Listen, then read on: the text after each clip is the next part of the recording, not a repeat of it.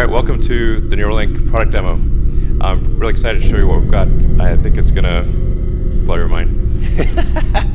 Elon Musk hopes to change the world with Neuralink in a way that every human brain function would be completed without actually needing a brain. It could also cure illnesses or injuries such as brain injuries or spinal cord injuries. You would be able to rock climb without fear and see radar with superhuman vision.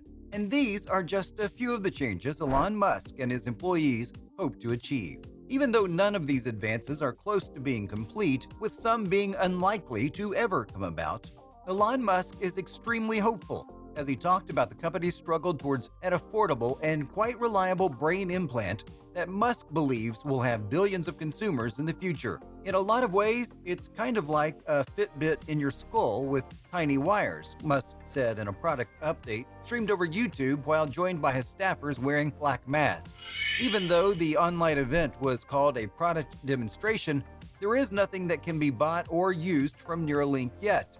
It might be just for the best, since some of Neuralink's claims can be described as highly speculative at best.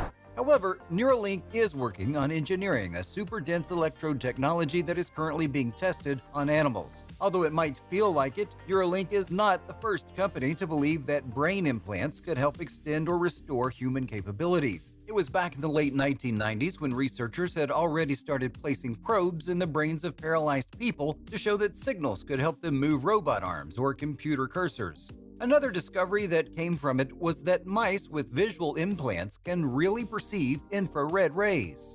According to Neuralink, one objective of the company is to further develop such brain-computer interfaces, also known as BCIs, to the point where it can easily be installed in a doctor's office in under an hour. Speaking of people who have managed to control computers with brain signals, Musk said this actually does work.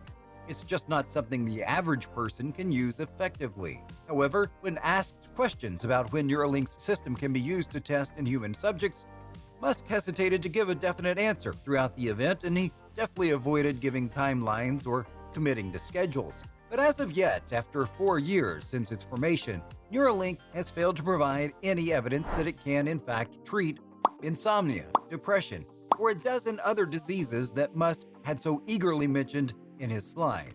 There is no evidence that Neuralink has even tried to cure all these diseases. And when you consider the fact that Neuralink would also have to perfect microwires that can survive the corrosive context of a living brain for a decade, it seems like quite difficult for the company to start producing some results anytime soon. For one thing, perfecting the microwires alone could take years. The stream demo on YouTube was meant to stir excitement, recruit engineers to the company that already has about 100 employees, and build a fan base that will cheer on the venture as it has cheered on Musk's other projects and has helped propel the gravity-defying stock price of Tesla, Musk's electric car company.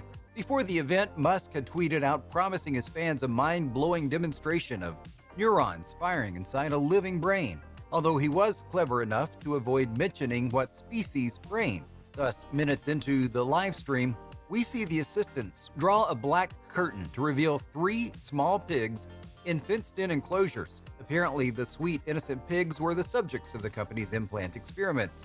If you ask us, we would prefer humans as lab rats over animals at this point.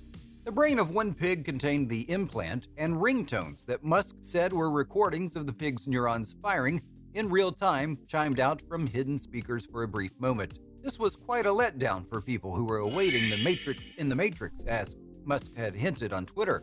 But to neuroscientists, the cute animal interlude was nothing new, as they had been hearing the buzz and crackle of electrical impulses recorded from animal brains as well as some human ones in their labs. A year ago, Neuralink had presented a sewing machine robot that was able to plunge 1,000 ultrafine electrodes into a rodent's brain. These probes measured the electrical signals emitted by neurons, with the speed and patterns of these signals ultimately serving as a basis for movement, recall of memories, and thoughts.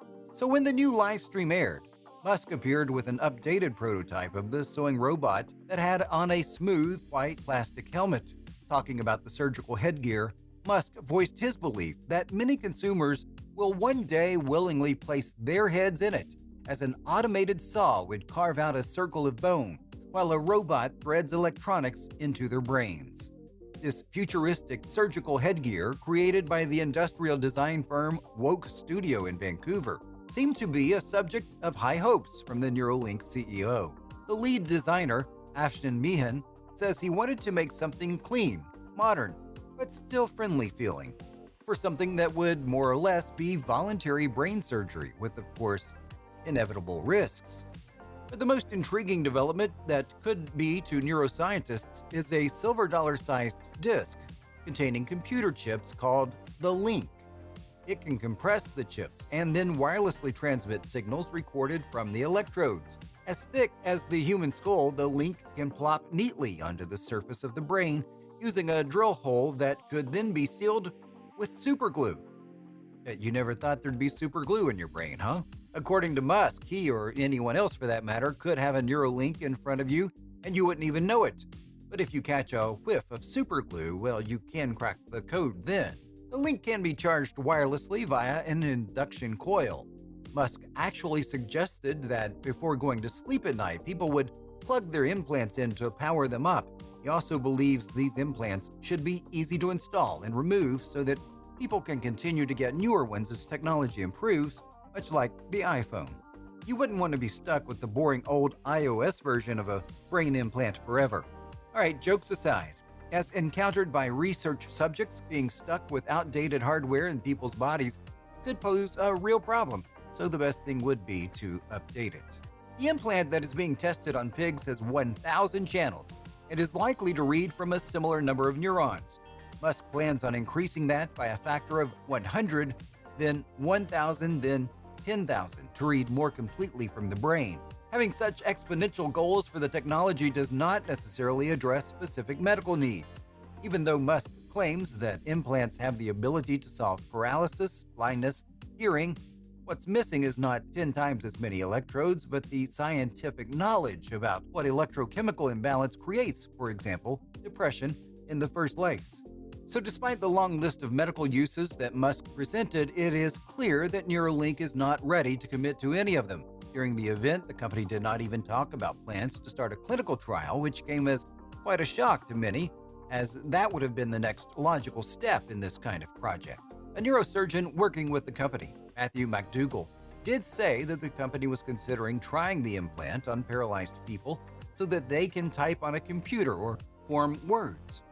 Musk continued saying he thinks this thing can end up restoring someone's full body motion long term. It might be unclear how seriously Musk is planning to treat diseases, as he kept drifting away from the topic of medicine and continually kept going back to a much more futuristic general population device. He called this the company's overall aim. Musk is a believer in people connecting directly to computers in order to keep pace with artificial intelligence. He said, on a species level, it's important to figure out how we coexist with advanced AI, achieving some AI symbiosis such that the future of the world is controlled by the combined will of the people of the Earth. That might be the most important thing that a device like this achieves. However, Musk failed to mention how brain implants could bring about such a collective world electronic mind. Maybe we'll have to wait for the next update from Neuralink to find answers for the questions Musk so conveniently forgot to answer. Until then, we're staying hopeful that Neuralink will bring about some much-needed changes in the medicine world. And that's a wrap on Elon Musk's true plans with Neuralink. What do you think about the relevant question to the video? Let us know in the comments below. Make sure to give this video a thumbs up and subscribe to the channel for more videos like this. See you in the next one.